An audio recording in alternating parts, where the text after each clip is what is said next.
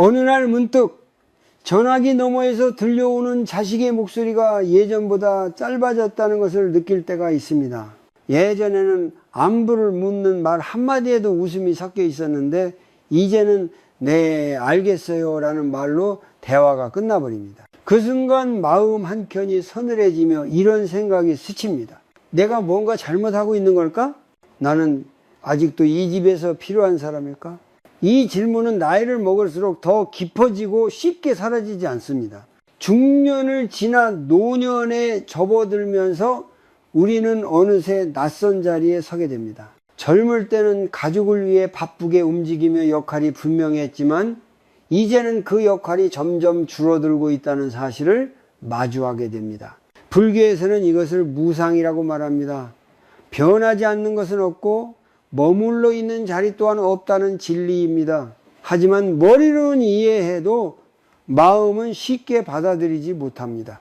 마음은 여전히 예전의 자리를 붙잡고 싶어 하기 때문입니다. 이때 많은 분들이 비슷한 감정을 겪습니다. 나는 여전히 가족을 위하는데 왜 사람들은 나를 피하는 것처럼 느껴질까?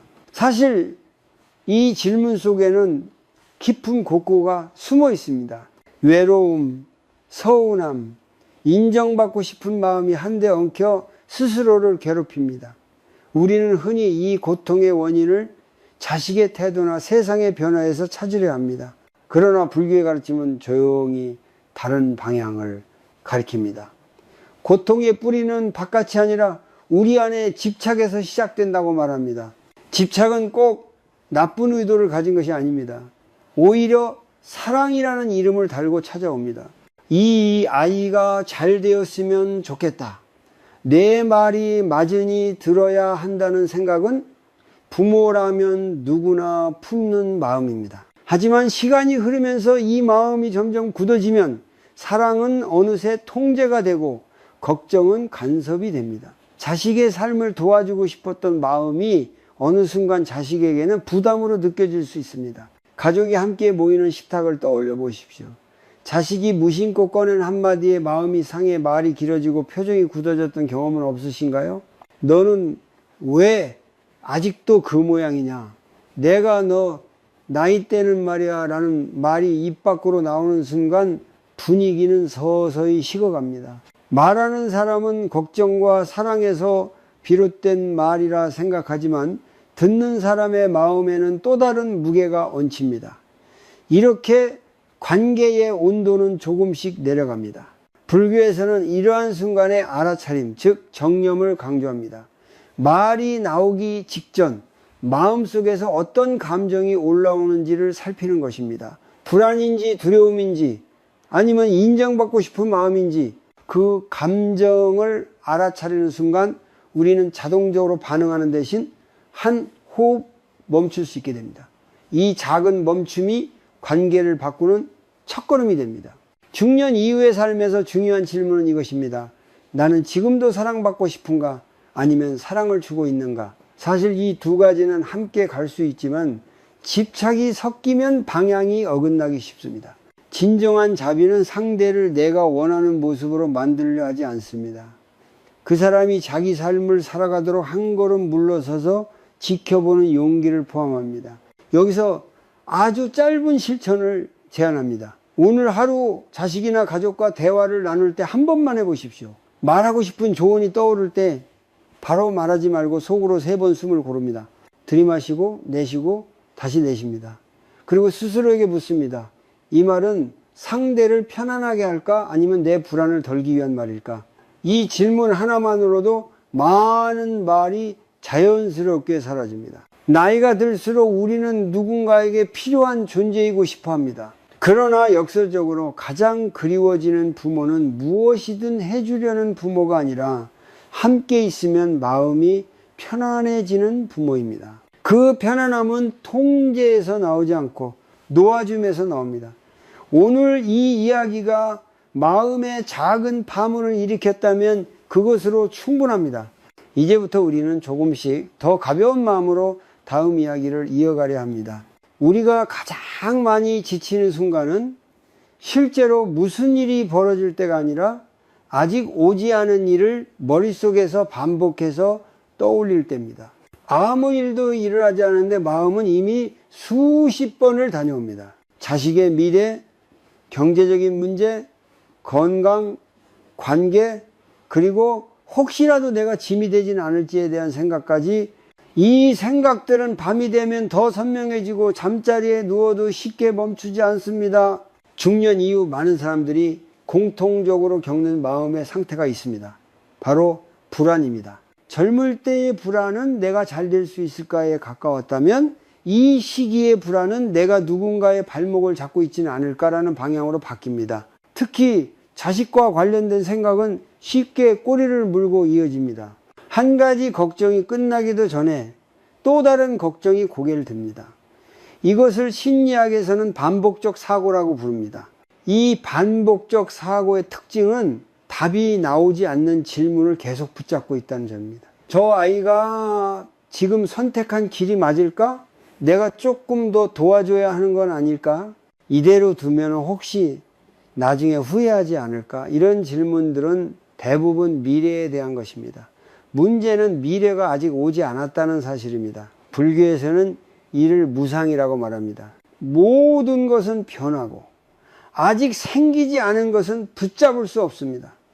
그런데도 우리는 불안한 마음을 달래기 위해 미래를 통제하려 합니다. 통제는 마음을 잠시 안심시키는 것처럼 보이지만 오래가지 않습니다.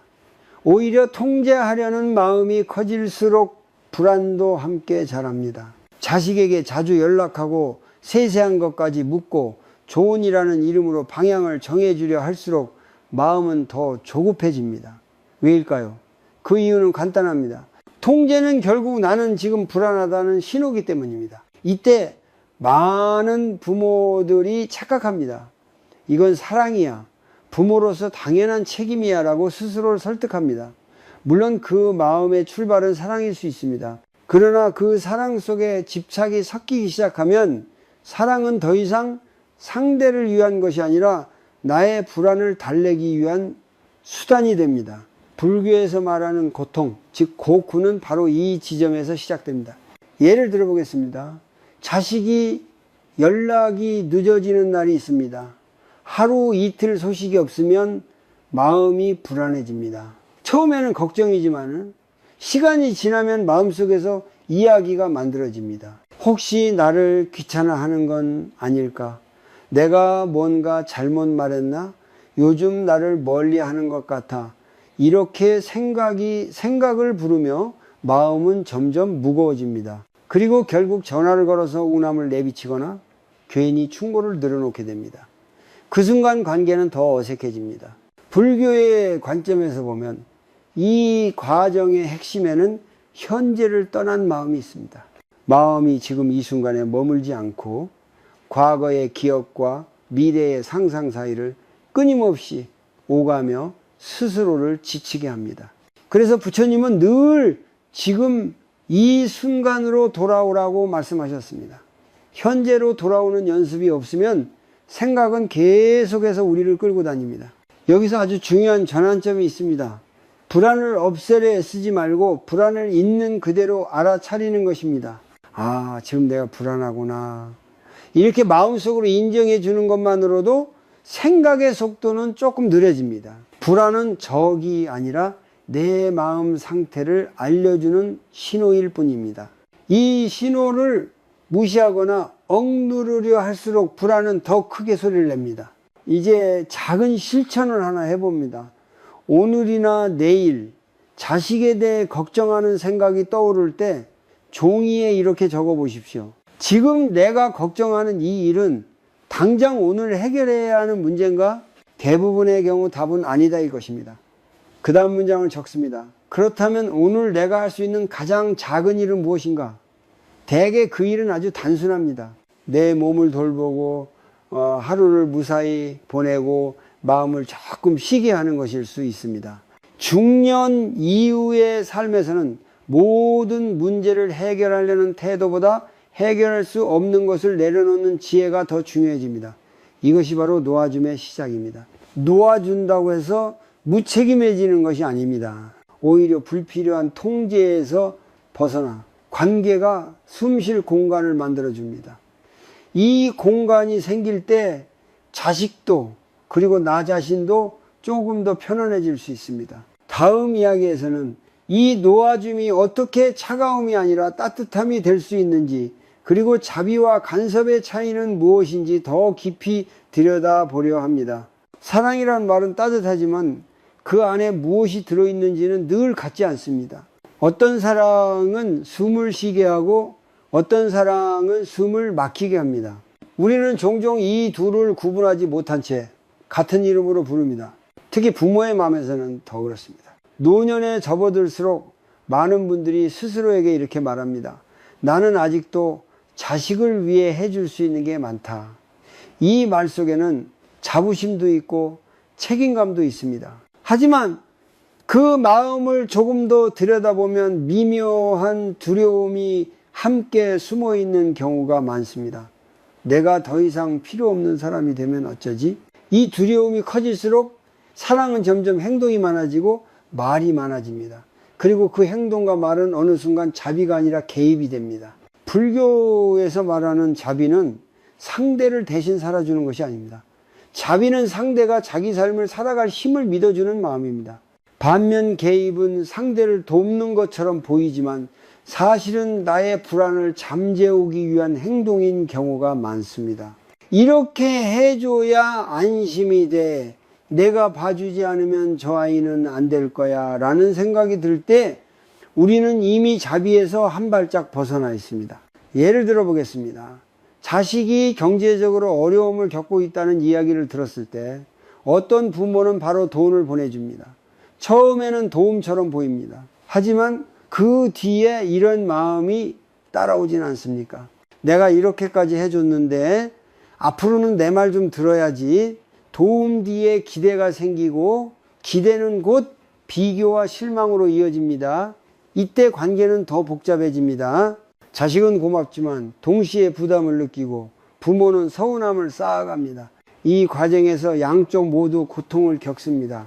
부모는 나는 이렇게 희생하는데 왜 알아주지 않을까라는 고쿠에 빠지고, 자식은 언제까지 부모의 기대에 맞춰야 할까라는 무게를 짊어집니다. 불교의 관점에서 보면 이 고통의 핵심에는 집착이 있습니다.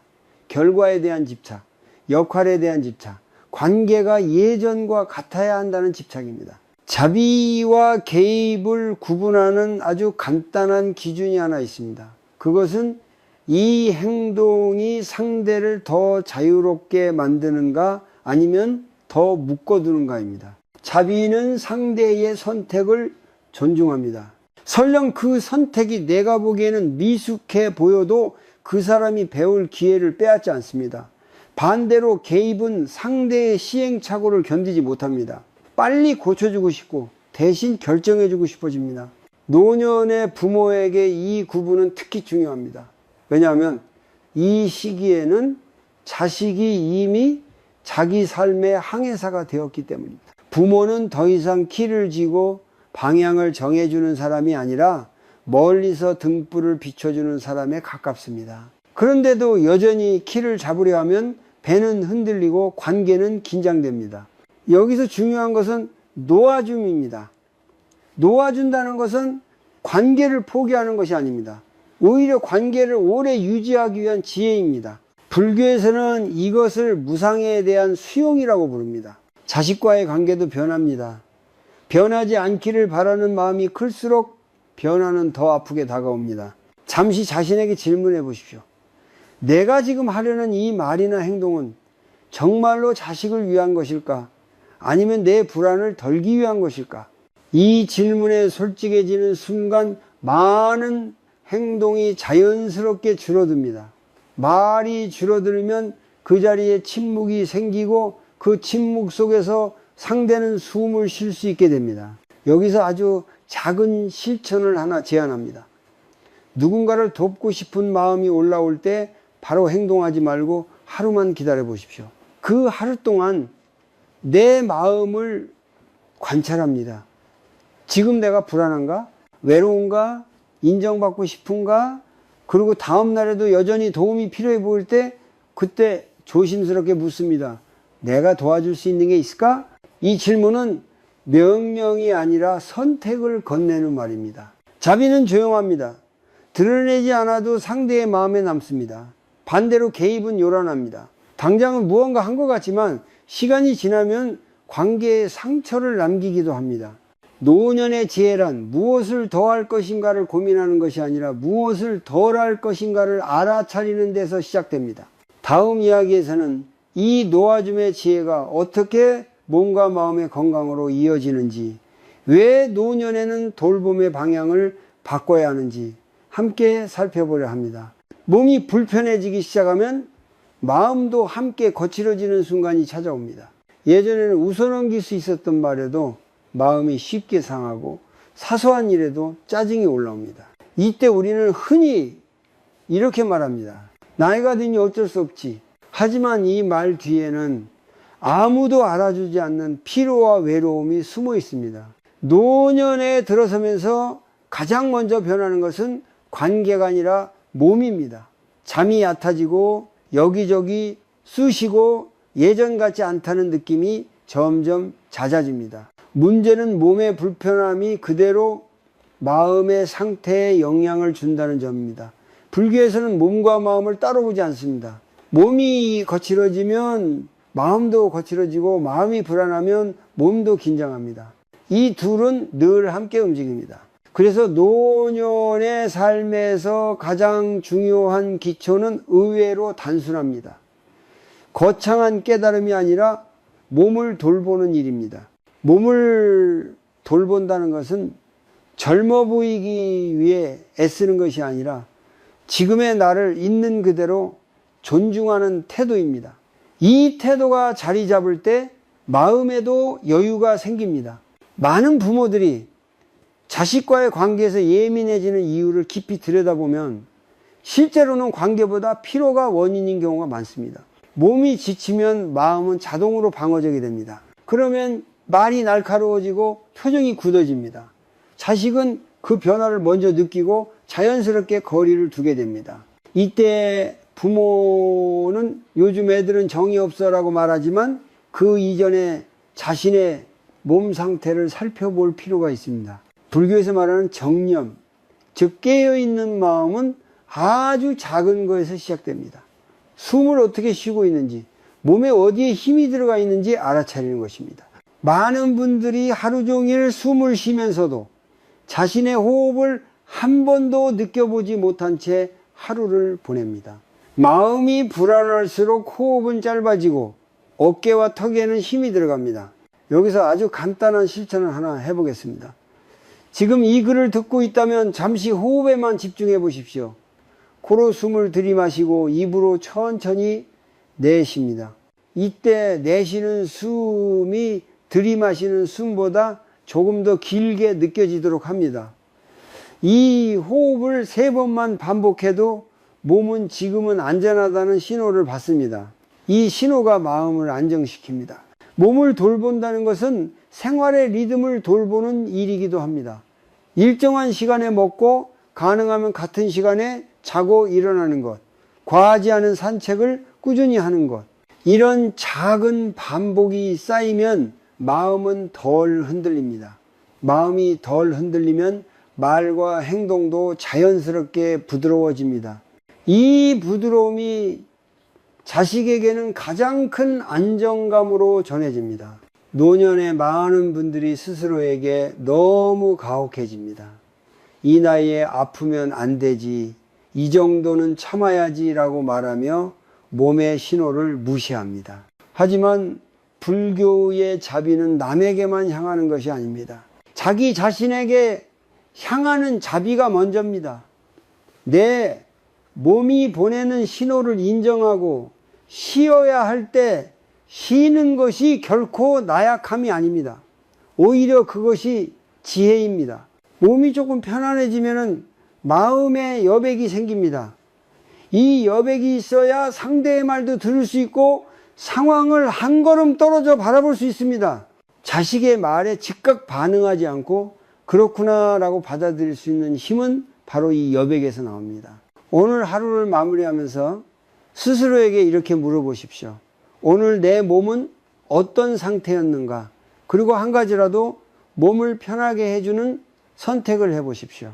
일찍 눕는 것일 수도 있고 따뜻한 물로 샤워하는 것일 수도 있습니다. 이 작은 선택이 쌓여 노년의 삶을 지탱하는 단단한 바탕이 됩니다. 다음 이야기에서는 이렇게 안정된 몸과 마음 위에서 어떻게 말을 줄이고 관계의 온도를 다시 따뜻하게 만들 수 있는지 살펴보려 합니다. 말은 짧아졌는데 마음의 거리는 오히려 멀어졌다고 느낄 때가 있습니다. 예전에는 자연스럽게 오가던 대화가 이제는 조심스럽고 어색해집니다. 무슨 말을 해야 할지 몰라 침묵이 흐르고 말을 꺼내면 혹시 상처가 되지 않을까 걱정부터 앞섭니다. 노년의 관계에서 가장 자주 생기는 오해는 이것입니다. 나는 좋은 말을 해주고 싶은데 왜 상대는 듣지 않으려 할까? 이 질문의 뒤에는 서운함과 답답함이 숨어 있습니다. 하지만 조금만 방향을 바꿔보면 전혀 다른 그림이 보입니다. 말을 많이 해서 관계가 깊어지는 것이 아니라 말이 줄어들 때 관계는 오히려 숨을 쉬기 시작합니다. 중년 이후에 부모들이 자식과 대화할 때 가장 많이 사용하는 방식은 설명입니다. 왜 그 선택이 위험한지, 왜 이렇게 해야 하는지, 왜 내가 틀리지 않은지를 차분히 때로는 열심히 설명합니다. 하지만 듣는 쪽에서는 그 설명이 이해가 아니라 평가로 느껴지는 경우가 많습니다. 설명이 길어질수록 마음의 문은 조금씩 닫힙니다. 불교에서는 말보다 침묵의 힘을 강조합니다. 침묵은 무시가 아니라 상대를 존중하는 공간입니다. 말이 줄어들면 그 자리에 경청이 들어옵니다. 경청은 상대의 말을 고치려는 태도가 아니라 그대로 들으려는 마음입니다. 이 마음이 전해질 때 상대는 비로소 안전하다고 느낍니다. 예를 들어 보겠습니다. 자식이 자신의 고민을 꺼냈을 때 많은 부모들은 즉시 해결책을 떠올립니다. 그건 이렇게 해봐라. 내가 겪어보니 말이야 라는 말이 자연스럽게 나옵니다. 하지만 이 순간 자식이 정말로 원하는 것은 해결책이 아니라 내 이야기를 끝까지 들어주는 사람일 수 있습니다. 말이 아니라 존재가 필요한 순간입니다. 여기서 아주 중요한 전환이 하나 있습니다. 조언을 하기 전에 먼저 이렇게 말해보는 것입니다. 그 얘기 조금 더 들어볼게. 이 한 문장은 상대의 마음을 크게 바꿉니다. 평가받지 않는다는 느낌, 서두르지 않아도 된다는 안도감이 생깁니다. 그 안도감 속에서 대화는 자연스럽게 이어집니다. 노년에 접어들수록 우리는 옳은 말을 많이 하게 됩니다. 경험이 쌓였기 때문입니다. 하지만 관계에서는 옳음보다 따뜻함이 더 오래 남습니다.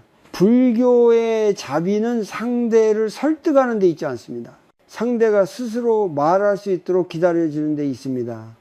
이 기다림은 아무것도 하지 않는 것이 아니라 마음을 열어두는 적극적인 행위입니다. 작은 실천을 하나 제안합니다. 다음번에 가족과 대화를 나눌 때 스스로에게 이 규칙을 적용해 보십시오. 나는 오늘 조언을 하나 줄이겠다. 대신 질문을 하나 늘립니다. 그때 마음은 어땠어? 지금 가장 힘든 게 뭐야? 이런 질문은 상대를 고치려 하지 않고 이해하려는 방향으로 흐르게 합니다. 또 하나 중요한 것은 비교의 언어를 내려놓는 것입니다. 다른 집 애들은 내가 그 나이 때는 이라는 말은 의도와 상관없이 상대를 작게 만듭니다. 비교는 관계를 자라게 하지 않습니다. 오히려 마음에 보이지 않는 벽을 세웁니다. 무상의 관점에서 보면 각자의 삶은 각자의 속도로 흘러갑니다. 같은 기준으로 재단할 수 없습니다. 말을 줄인다고 해서 마음까지 닫아야 하는 것은 아닙니다. 오히려 반대입니다. 말이 줄어들면은 표정과 태도, 침묵 속의 관심이 더 선명해집니다. 따뜻한 눈길, 고개를 끄덕이는 작은 움직임 하나가 긴 설명보다 깊게 전해질 때가 많습니다. 오늘 하루 대화를 마치고 나서 스스로에게 물어보십시오. 나는 오늘 얼마나 말했고 얼마나 들었는가? 듣는 시간이 조금이라도 늘어났다면 그날의 관계는 이미 한 걸음 앞으로 나아간 것입니다.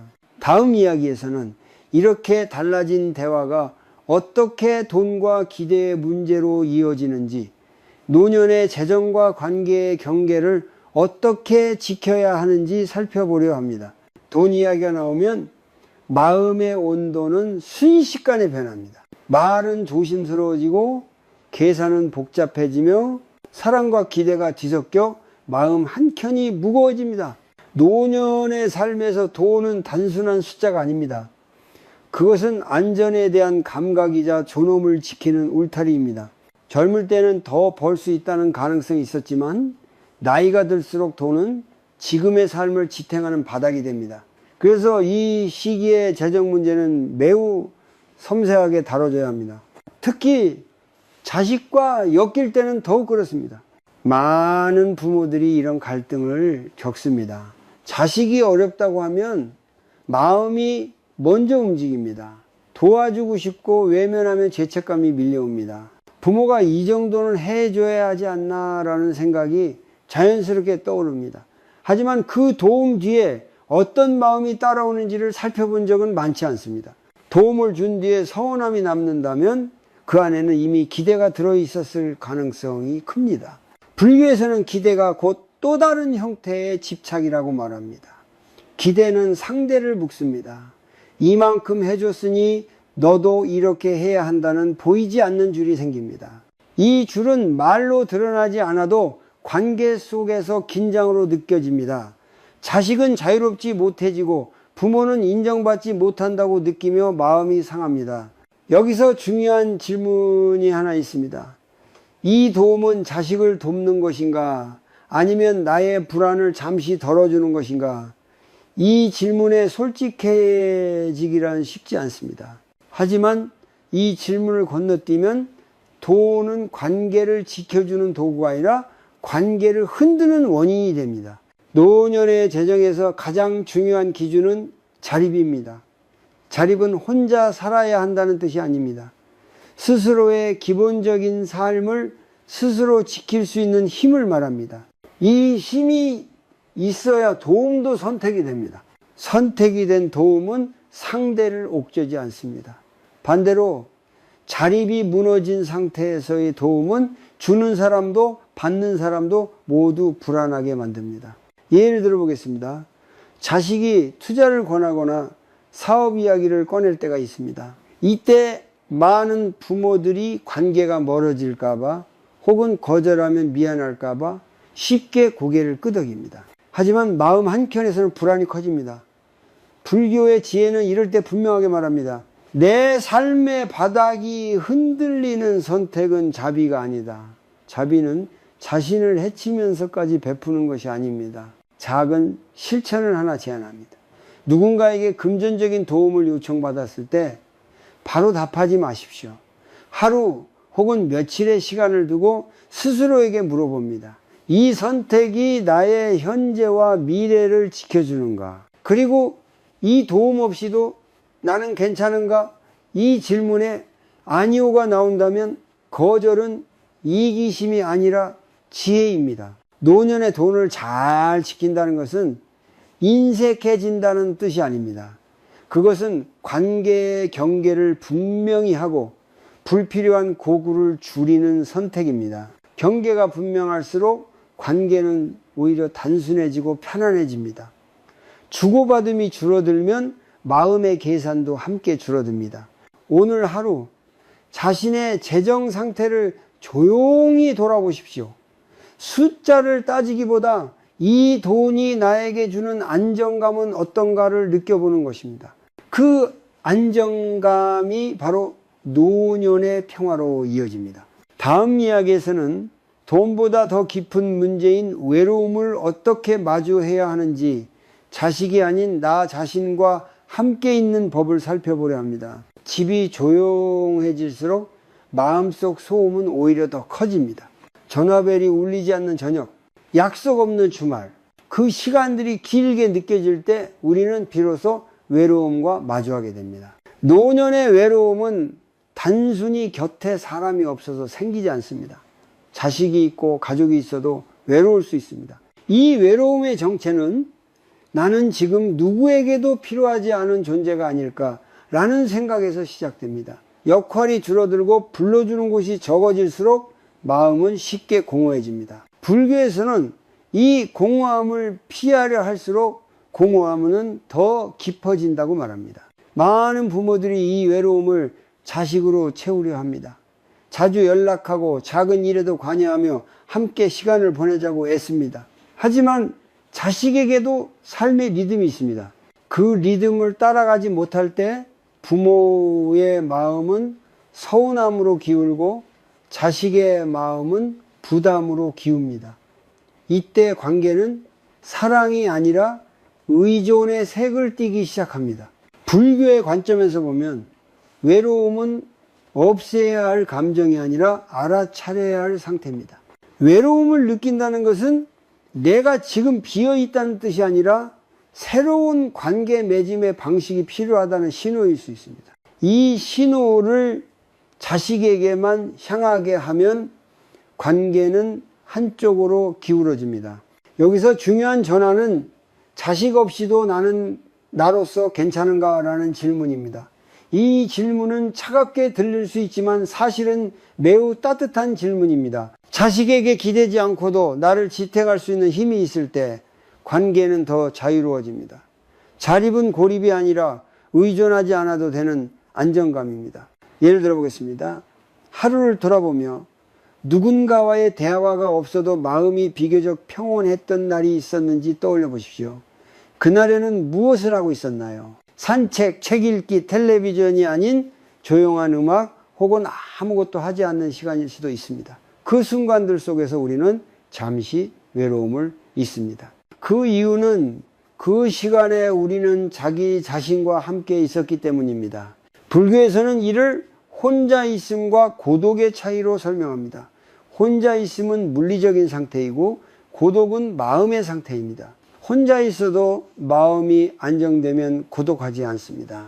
반대로 사람들 속에 있어도 마음이 불안하면 깊은 고독을 느낍니다. 노년의 지혜는 혼자 있는 시간을 피하지 않고 그 시간을 길들이는 데서 자라납니다. 아주 작은 실천을 하나 제안합니다. 하루 중 일부 시간을 아무에게도 기대지 않는 시간으로 정해 보십시오. 전화도 메시지도 잠시 내려놓고 그저 차 한 잔을 마시며 창밖을 바라봅니다. 이때 마음속에서 올라오는 감정을 밀어내지 말고 지금 내가 조금 외롭구나 라고 조용히 인정해 줍니다. 이 인정이 곧 자기 자신에 대한 자비입니다. 외로움을 견딜 수 있는 힘이 생기면 자식과의 관계도 달라집니다. 덜 매달리게 되고 덜 서운해집니다. 그 대신 함께 있는 시간의 질이 높아집니다. 짧은 통화도 가볍고 따뜻해지고 만남은 부담이 아니라 기쁨이 됩니다.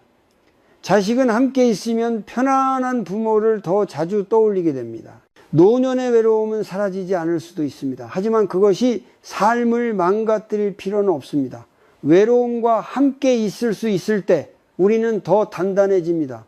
다음 이야기에서는 이렇게 단단해진 마음으로 어떻게 기억에 남는 부모가 될 수 있는지 말이 아닌 삶으로 전하는 방법을 살펴보려 합니다. 사람은 말보다 모습으로 더 오래 기억됩니다. 무엇을 가르쳤는지는 흐려져도 어떤 태도로 살았는지는 마음에 남습니다. 노년에 접어들수록 이 사실은 더 분명해집니다. 많은 부모들이 자식에게 좋은 사람으로 살아라 라고 말합니다. 하지만 자식의 기억 속에 남는 것은 그 말 자체가 아니라 부모가 일상에서 어떤 사람으로 살아왔는가입니다. 힘든 상황에서도 불평보다 침묵을 택했는지, 작은 일에도 감사할 줄 알았는지, 타인을 대할 때 존중을 잃지 않았는지, 이런 모습들은 말없이도 자식의 마음에 스며듭니다. 불교에서는 이것을 행간이라고 부릅니다. 말과 생각이 아니라 반복된 행동이 한 사람의 삶을 만든다는 뜻입니다. 노년의 부모가 자식에게 줄 수 있는 가장 큰 가르침은 더 많은 조언이 아니라 삶의 태도입니다.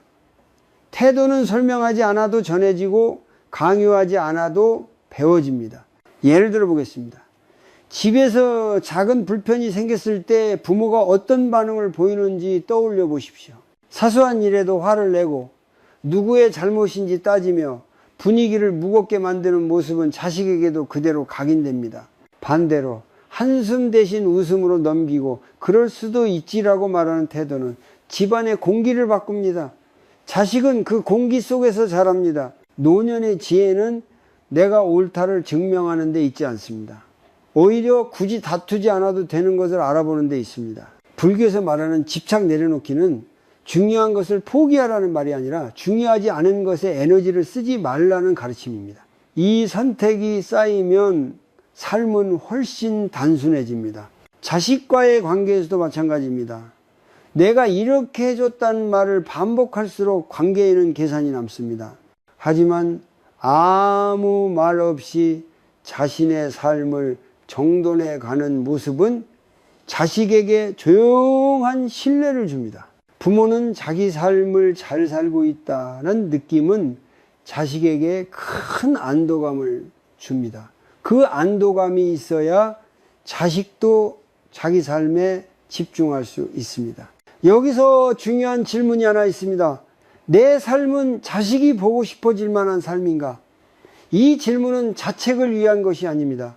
방향을 점검하기 위한 질문입니다. 삶이 지나치게 불만과 후회로 가득 차 있다면 그 무게는 말하지 않아도 전해집니다. 반대로 완벽하지 않아도 담담하게 하루를 살아가는 모습은 자식의 마음에 오래 남습니다. 작은 실천을 하나 제안합니다. 오늘 하루 누군가를 평가하거나 비교하고 싶은 순간이 오면 그 말을 삼켜보십시오. 대신 행동으로 보여줍니다. 정리된 공간, 차분한 말투, 약속을 지키는 태도, 이런 사소한 실천이 쌓여 말 없는 가르침이 됩니다. 이것이 바로 정념이 생활 속에서 드러나는 방식입니다. 노년은 가르치는 시기가 아니라 보여주는 시기에 가깝습니다. 자식에게 무언가를 남기고 싶다면 물질보다 태도를 남기는 것이 오래갑니다. 태도는 사라지지 않고 시간이 지나도 기억 속에서 다시 살아납니다. 다음 이야기에서는 이 모든 것을 실제 삶에서 이어가기 위한 구체적인 실천, 아주 현실적인 7일의 변화를 함께 살펴보려 합니다. 작은 변화가 어떻게 마음과 관계를 바꾸는지 그 길을 차분히 따라가 보겠습니다. 변화는 결심에서 시작되지 않습니다. 아주 작은 행동이 반복될 때에 삶은 조용히 방향을 바꿉니다. 지금까지 우리는 마음을 붙잡아온 것들을 하나씩 살펴보았습니다. 불안, 통제, 기대, 외로움, 이 모든 것은 잘못이 아니라 그동안 최선을 다해 살아왔다는 흔적입니다. 이제 중요한 것은 더 잘하려는 마음이 아니라 조금 덜 붙잡는 연습입니다. 그래서 여기서는 아주 현실적인 실천, 누구나 할 수 있는 7일간의 작은 수행을 제안하려 합니다. 이 수행의 목적은 성과가 아닙니다. 마음을 고치거나 바꾸려는 것도 아닙니다. 그저 알아차리고 멈추고 선택하는 힘을 기르는 데 있습니다. 하루에 하나면은 충분합니다. 첫째 날, 호흡을 알아차리는 날입니다. 아침에 일어나거나 잠들기 전 3분만 시간을 냅니다. 숨을 들이마시고 내쉬는 감각에만 집중합니다. 생각이 떠오르면 밀어내지 말고 생각이구나 하고 다시 호흡으로 돌아옵니다. 이것이 정념의 기초입니다. 둘째 날, 말을 하나 줄이는 날입니다. 가족이나 주변 사람과 대화할 때 하고 싶은 말 하나를 마음속에 남겨둡니다. 꼭 해야 하는 말이 아니라면 말하지 않아도 괜찮습니다. 그 침묵 속에서 상대의 반응을 지켜봅니다. 말이 줄어들면 마음의 긴장도 함께 줄어듭니다. 셋째 날, 비교를 멈추는 날입니다. 다른 집은 예전에는 이라는 생각이 떠오를 때마다 속으로 이렇게 말해봅니다. 각자의 삶은 다르다. 이 한 문장은 집착을 느슨하게 풀어줍니다. 비교는 나도 상대도 지치게 합니다. 넷째 날, 몸을 먼저 돌보는 날입니다. 짧은 산책, 따뜻한 물로 씻기, 일찍 눕기 중 하나를 선택합니다. 몸이 조금 편안해지면 마음도 덜 날카로워집니다. 불교에서 말하듯 몸과 마음은 따로 움직이지 않습니다. 다섯째 날, 기대를 내려놓은 날입니다. 누군가에게 이렇게 해주면 좋을 텐데 라는 생각이 들 때 그 기대를 종이에 적어 봅니다. 그리고 이렇게 덧붙입니다. 이건 내 바람이다. 기대를 알아차리는 순간 상대를 향한 압박은 줄어듭니다. 여섯째 날, 혼자 있는 시간을 허락하는 날입니다. 일부러 누군가를 찾지 않아도 되는 시간을 만듭니다. 차 한 잔을 마시며 창밖을 바라보거나 조용히 앉아 있기만 해도 됩니다. 외로움이 올라오면은 밀어내지 말고 곁에 둡니다. 이것이 자기 자신에 대한 자비입니다.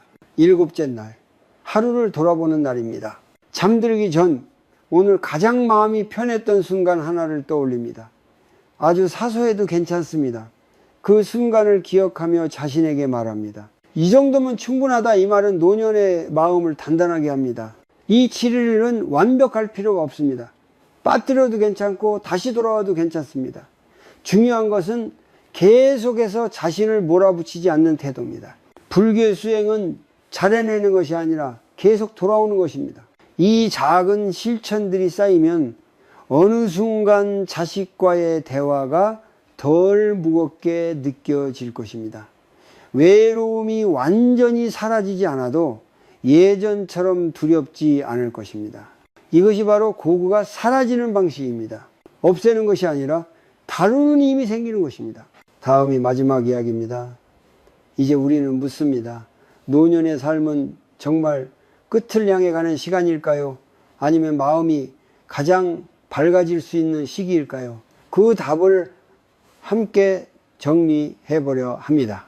나이가 들수록 삶은 점점 좁아지는 것처럼 느껴집니다. 할 수 있는 일은 줄어들고 불러주는 것도 적어지고 하루는 조용히 흘러갑니다. 그래서 많은 사람들이 노년을 내려가는 길처럼 생각합니다. 하지만 불교의 눈으로 보면은 노년은 끝이 아니라 전환의 시기입니다. 바깥으로 향하던 에너지가 안으로 돌아오고 성취보다 통찰이 중요해지는 시간입니다. 젊은 시절에는 무언가를 이루는데 마음을 썼다면 이제는 마음이 어디에 머무는지를 살펴볼 수 있는 여유가 생깁니다. 이 여유가 바로 노년의 가장 큰 선물입니다. 우리는 평생 누군가에게 필요한 사람이 되려고 애써 왔습니다. 부모로서, 배우자로서, 사회의 일원으로서 역할을 다해 왔습니다. 그런데 역할이 줄어들면 존재의 가치까지 줄어드는 것처럼 느껴질 때가 있습니다. 이때 불교는 조용히 말합니다. 당신의 가치는 역할에서 나오지 않는다. 존재 그 자체로 이미 충분하다고 말입니다. 자식과의 관계도 마찬가지입니다. 자식이 곁에 자주 오지 않아도 연락이 뜸해져도 그것이 사랑의 끝은 아닙니다. 관계는 형태를 바꿀 뿐 사라지지 않습니다. 무상을 받아들이면 집착은 줄고 이해는 깊어집니다. 예전 같지 않다는 아쉬움 대신 지금은 이런 방식이구나 라는 수용이 자리 잡습니다. 노년의 지혜는 자식을 붙잡는 데 있지 않습니다. 오히려 자식이 멀리 가도 마음으로 응원할 수 있는 힘에 있습니다. 그 힘은 놓아줌에서 옵니다. 놓아줄 때 관계는 끊어지지 않고 가벼워집니다. 가벼워진 관계는 오래 갑니다. 이제 잠시 눈을 감고 상상해 보십시오. 몇 년 뒤 자식이 당신을 떠올리는 장면입니다. 잔소리하는 목소리보다 함께 있으면 마음이 편안해졌던 모습이 먼저 떠오른다면 어떨까요? 따뜻한 눈빛, 조용한 미소, 상대를 있는 그대로 두었던 태도, 그런 기억은 시간이 지나도 바래지 않습니다. 불교에서 말하는 자비는 거창한 희생이 아닙니다. 자신과 타인을 동시에 괴롭히지 않는 선택입니다. 그리고 정념은 지금 이 순간을 놓치지 않는 힘입니다. 노년의 삶은 이 두 가지를 가장 잘 연습할 수 있는 시기입니다. 더 이상 서두를 필요도 증명할 필요도 없습니다. 오늘 하루를 마치며 스스로에게 이렇게 말해 보십시오. 나는 이미 충분히 살아왔다. 그리고 이제는 조금 가볍게 살아도 된다. 이 말은 체념이 아니라 허락입니다. 자신에게 주는 허락입니다. 이 허락이 있을 때 마음은 비로소 편안해집니다. 노년은 빼앗기는 시간이 아닙니다. 덜어내는 시간입니다. 덜어낼수록 본래의 마음은 더 선명해집니다. 그 마음은 조용하지만 단단하고 외롭지 않지만 의존하지도 않습니다. 이 자리에 설 수 있다면 노년은 삶의 황혼이 아니라 가장 따뜻한 빛이 머무는 시간입니다. 지금 이 순간에도 숨은 오고 가고 마음은 느끼고 있습니다. 이 단순한 사실을 알아차릴 수 있다면 우리는 이미 길 위에 서 있는 것입니다. 더 갈 곳이 있어서가 아니라 지금 이 자리가 충분하기 때문에 말입니다.